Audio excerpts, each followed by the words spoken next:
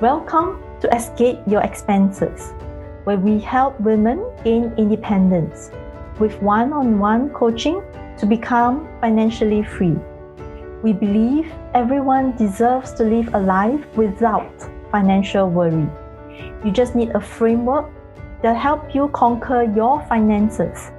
I used to feel trapped by my finances, but then I finally figured it out. Now, I'm semi-retired and have the time to pursue my passions. I'm your host, Rachel Koo, a financial coach and founder of Expense Concierge Solution. I had a 20-year banking career that helped me go from employee to entrepreneur. Now I help clients all over the world to do the same. If you're ready to become financially free, then let's get started. Hi everyone, do you find yourself caught up in the hype of goal setting at the beginning of this year? And then only to realize that you have not yet achieved your goal set in the previous year, and feeling that sense of guilt and disappointment in yourself, and then starting to beat yourself up for the goals that you have not yet achieved in the previous year. If that is you, you will benefit greatly from this video, as I will be sharing a tried and tested method with many of my clients. And stay tuned until the end, where I'll share with you how to find the perfect guide for yourself. So today, I'll be sharing with you about taking stock of how far you have come and how to set achievable goals for yourself next. Let's begin.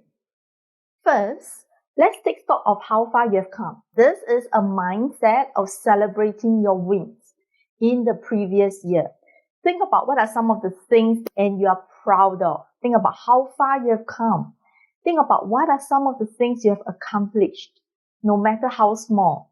It could be small things like you have managed to stay healthy and well and mobile and functional, your body.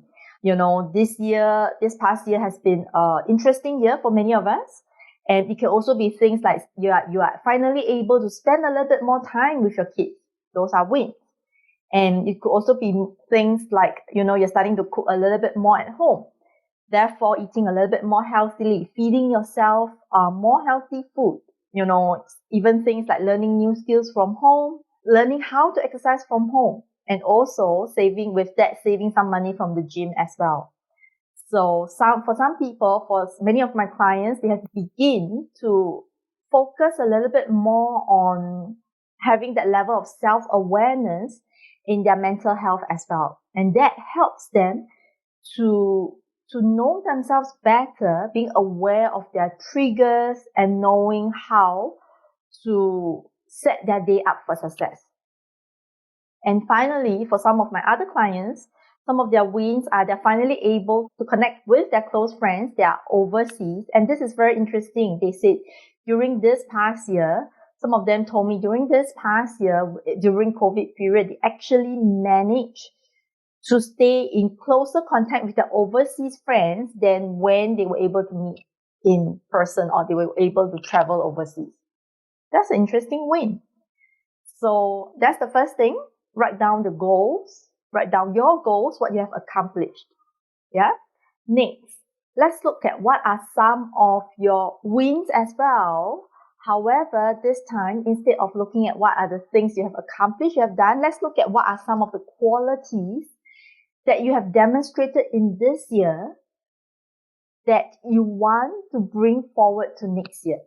For example, this year it is a great, as human race, we have all demonstrated great resilience.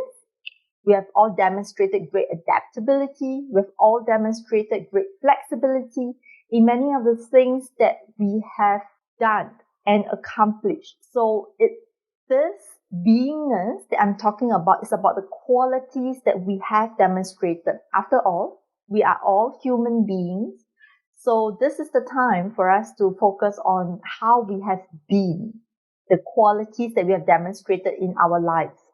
Things like resilience, adaptability, flexibility, being courageous, strong, And patience for some people, as they stay at home and manage their time with kids and family members, patience. So with this, take stock of how far you have come in this past year, and I want you to give yourself a pat on the back celebrate the wins, that how far, what are the good qualities that you've demonstrated this year and you will be bringing forward to next year, and what are some of the wins that you have accomplished. Next, let's look at setting achievable goals. I want you to write down with me what are some of the things you would like to achieve in this coming year. It can be a specific goal or it can be a general direction. Just write down what comes to your mind as you think about it. Don't worry about getting it right the first time, because it will evolve. And as you begin to think about it, you become a little bit more specific over time as well. Yeah, think about what are some of the goals that you want to achieve in this coming year. Yep. And after you have written that down, also think about how do you want to be. Remember earlier I was talking about that sense of beingness in our lives? That's right. Think about how you want to be as well. Remember, if this is not a to-do list, it is a to-be list. Like, for myself, in this coming year, I want to be a little bit more curious. I want to be enjoying what I've done, what I'm doing, and I want to have a more gratitude mindset, being grateful every single day, and also to inject a little bit more fun into my everyday life. So that's how I want to be. I want to be curious, enjoying what I do, to be grateful, and to have fun. Write all those down. And next, I want you to imagine that you are now at the end of this year and that you have achieved every single one of those goals that you have written down. And you have also demonstrated all of those qualities that you have written down as well. Yeah? Imagine that you're now at the year end and you have achieved every single one of those goals. When you visualize and when you begin to talk to yourself, think of it in terms of past tense. If this helps you to visualize better, close your eyes. Yeah. Think about what are some of the evidence of you having achieved it. For example, a goal for some people could be to buy a new house, to buy an apartment, and evidence of them could be them holding that title deed in their hand with their name on it. That could be evidence. So imagine with me that you're at the end of the year and imagine that you have already achieved those goals. Notice what you see, notice what you hear, and notice how you feel as you have achieved every single one of those goals and the beingness throughout this year itself. That's right. And as you close your eyes, you may be closing your eyes, and as you begin to visualize, I want you to begin to enhance the feelings, and I want you to fully associate yourself with this, what you see, hear, and feel. I want you to fully connect yourself with this feeling of having already achieved it. Yep. And any visual images that you see, I want you to make it a little bit brighter, increase the intensity of it. Any sounds that you hear in the goal itself, it could be people cheering you on, it could be people saying, well done, great job. I want to increase that volume just a little bit more. And all the feelings that you are experiencing having already achieved all of those goals, it could be feelings of happiness, feelings of satisfaction, feelings of achievement, feelings of euphoria. I want you to increase those feelings as well as you begin to fully connect yourself with it. That's right. Fully connect yourself with it at the end of the period having achieved all those. Now, I want you to fully connect yourself with this at this point in time, with this point being your future self. And I want you to begin to look back towards this time frame, allowing your mind to connect with the current you. So if you can visualize it, you have a timeline, you have a future self, looking back and connecting with your current you, your future self, having accomplished all the goals and objectives and everything that you have set, and your beingness, everything has been accomplished, and your future self is connecting with your current self. That's right. And there you have it, a guide for next year, your future self. And just to share with you a little bit, what one of my clients said. I have a very perceptive client. She said this. She said she sometimes asked herself what advice she would give her younger self.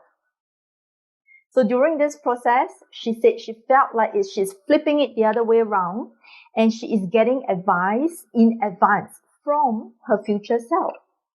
How cool is that?